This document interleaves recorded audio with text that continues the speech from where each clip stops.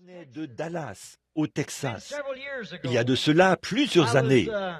J'étais cloué au sol à Memphis. Et j'avais été logé là-bas dans ce célèbre hôtel, l'hôtel Peabody, par la compagnie aérienne.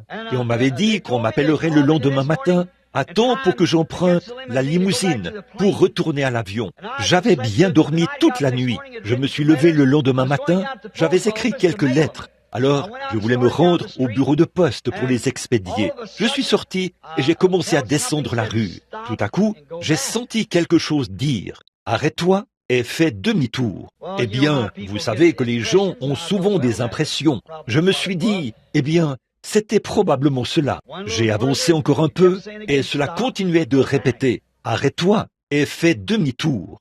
Eh bien, je me suis retiré dans un coin. Il y avait un costaud policier irlandais là au coin. Et je regardais des moulinets de pêche et tout dans une vitrine.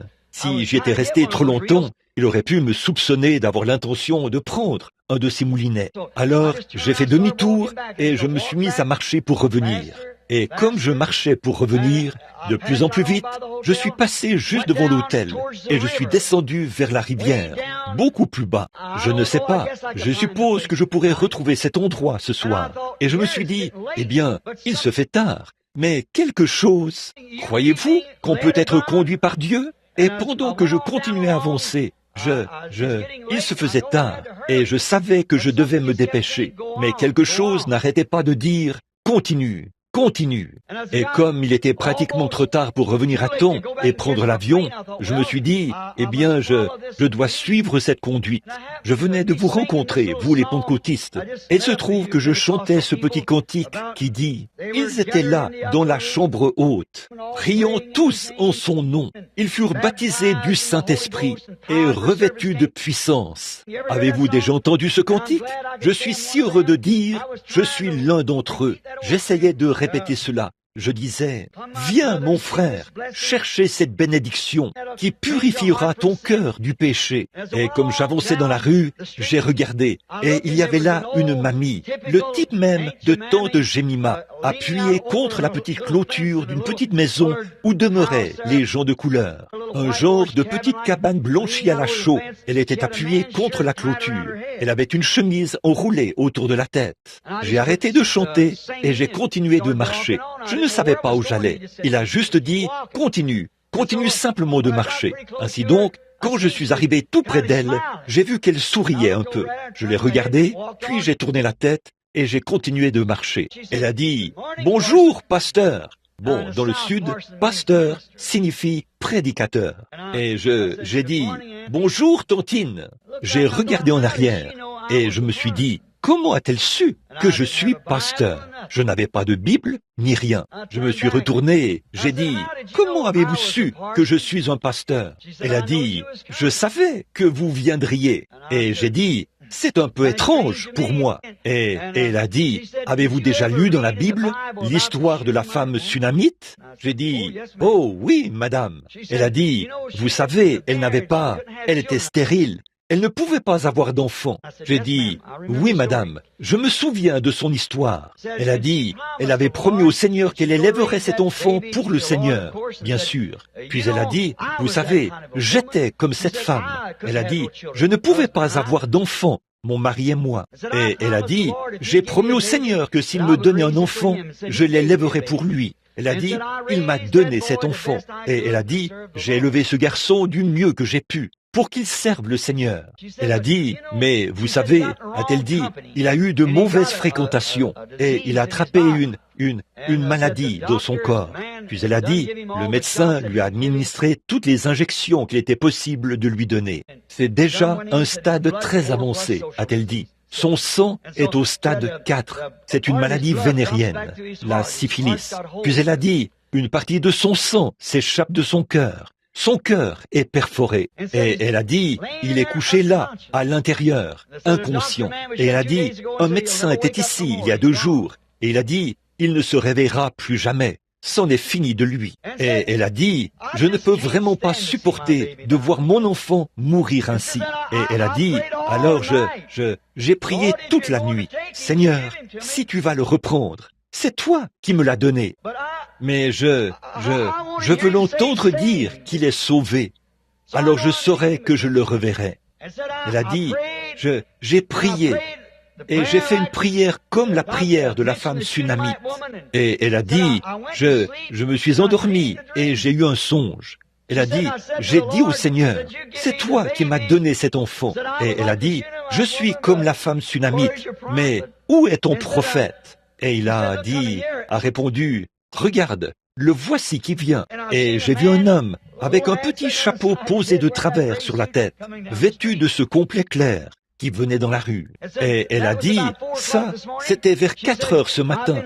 Elle a dit, je me tiens ici depuis ce moment-là. Il est toujours Dieu.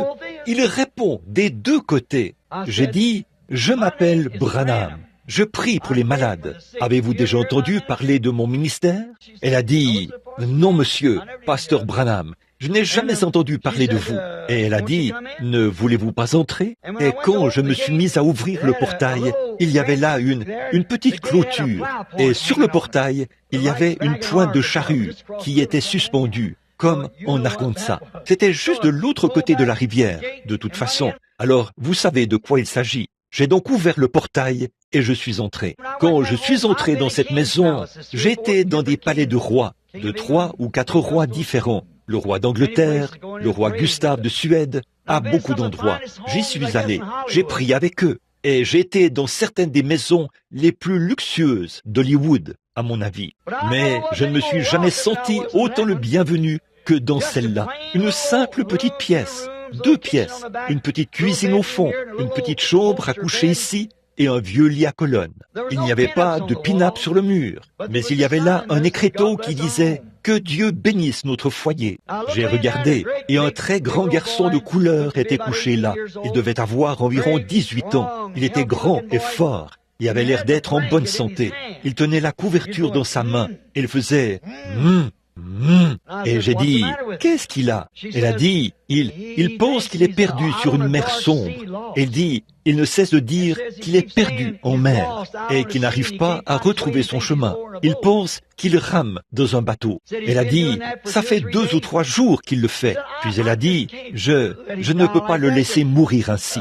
Elle a dit, voudriez-vous prier pour lui? J'ai dit, oui madame. Je me suis mis à parler de guérison. Cela ne l'intéressait pas. Elle voulait seulement l'entendre dire qu'il était sauvé. C'est tout ce qui l'intéressait, qu'il soit sauvé. Et j'ai dit qu'il est... Elle s'est approchée et l'a tenu par la tête, l'a soulevé, l'a embrassé sur la joue et a dit « Que Dieu bénisse le bébé de maman ». Moi qui étais là à regarder cela, je me suis dit « Oui, c'est ça. Peu importe la honte dont il couvre la famille, combien il est éloigné, peu importe le pétrin dans lequel il se trouve, il est toujours le bébé de maman. » Et j'ai pensé, la Bible dit, une mère pourrait oublier son nourrisson. Mais je ne peux pas vous oublier. Vous êtes, oh, il y a tellement d'amour. Vos noms sont gravés sur la paume de ma main. Elle l'a embrassé. Nous nous sommes agenouillés. Je me suis placé au pied du lit. J'ai mis mes mains sur ses pieds. Ils étaient chauds et moites. Et j'ai dit, Tantine, voudriez-vous prier la première? Et mon amie, j'ai su qu'elle lui avait déjà parlé. Oh, quelle prière elle a adressée à Dieu. Puis elle a dit, voulez-vous prier? J'ai dit, oui madame. J'ai dit, Père Céleste, j'accuse au moins 1 heure de retard par rapport à mon vol. Tu m'as dit de venir ici, de continuer d'avancer. Et puis, je ne sais pas si c'est ici que tu voulais que je vienne ou pas. Mais c'est ici que je me suis arrêté. Si tu m'envoyais prier pour ce garçon, et à peu près au même instant, il a dit, « Oh, maman !» Elle a dit, « Qu'est-ce que le bébé de maman désire ?» Il a dit, « La pièce est en train de s'éclairer. » Environ 5 minutes plus tard, il était assis sur le lit. Je suis sorti en hâte et je suis parti. Je me suis dit, eh bien, tout ce qu'il me reste à faire, c'est de prendre un taxi et attendre le jour suivant ou n'importe quel autre moment où je pourrais attraper un autre avion. Et juste au moment où je franchissais la porte, avec plus de 2 heures de retard, j'ai entendu l'homme dire « Dernier appel pour le vol numéro 67 à destination de Louisville, Kentucky. » Quoi? Quoi? La souveraineté de Dieu. Voyez? La prière et la foi de cette chère femme de couleur, pauvre et insignifiante, a maintenu cet avion cloué au sol. C'est le même Dieu qui a pu s'arrêter et se retourner vers un mendiant aveugle à la muraille de Jéricho. Il est le même Dieu hier, aujourd'hui et éternellement. C'est la foi qui le fait. Il veut que vous le croyiez. Au fait, environ 2 ans plus tard, je passais par là en train pour retourner à Phoenix. Et vous savez, ces sandwichs qu'ils vous vendent sont tellement chers que d'habitude, j'essaye de descendre à une station et de m'acheter tout un sac rempli de hamburgers pour pouvoir tenir jusqu'à ma descente du train. Parce qu'on vous fait payer 75 cents pour une toute petite tranche de sandwich, si mince qu'il ne semble y avoir qu'un côté. Et c'est terrible. Et je suis descendu à Memphis. Si quelqu'un a déjà été à Memphis, il sait que le train s'arrête là et emprunte la table tournante. Je suis descendu pour aller rapidement à un kiosque à hamburger.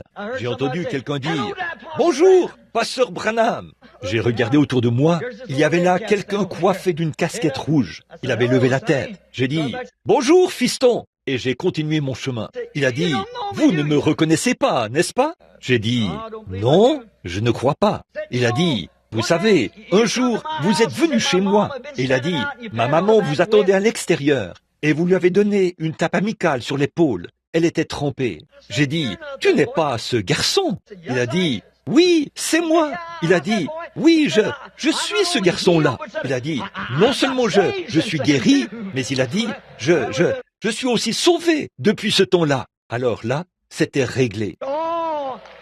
Oh, grâce étonnante! Le même Dieu, comme mendiant aveugle, a pu faire en sorte qu'il s'arrête. Une femme de couleur, insignifiante, a pu clouer un avion au sol. Ses prières et sa foi en Dieu, elle croyait cela. Jésus s'est arrêté.